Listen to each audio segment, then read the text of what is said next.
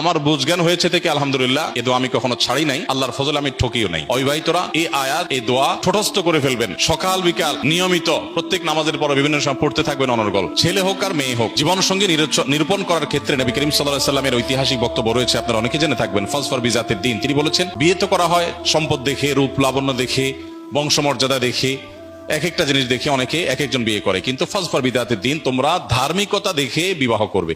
এখন ধার্মিকতার ডেফিনিশন কি, এটা আরেকটা জটিল বিষয়।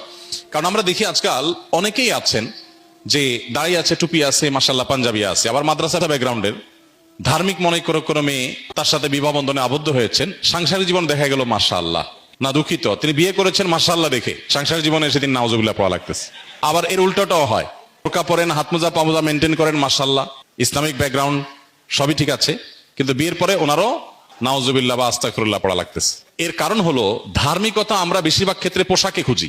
ধার্মিকতা আমরা যতটা পোশাকে খুঁজি, আসলে পোশাকে এতটা ধার্মিকতা নাই। তাহলে ধার্মিকতা কিসে? বিবাহের ক্ষেত্রে সবচেয়ে গুরুত্বপূর্ণ বিষয় হলো যে আপনি যাকে জীবন সঙ্গী বা সঙ্গিনী হিসেবে নির্বাচন করতে যাচ্ছেন, এই লোকটা আসলেই আল্লাহর কাছে নিজেকে সমর্পণ করেছেন কিনা, কোরআন এবং সুন্নাহর কাছে নিজেকে পরিপূর্ণ সমর্পণ করেছেন কিনা। যে এই জায়গায় যদি তার খুঁটিটা বাঁধা থাকে যে কোরআন হাদিসে কোনো কিছু আছে তিনি সারেন্ডার করবেন, তিনি সেক্ষেত্রে কোনো কম্প্রোমাইজ করবেন না, তার যত জেদ থাকুক, যত কষ্ট থাকুক, যত কিছু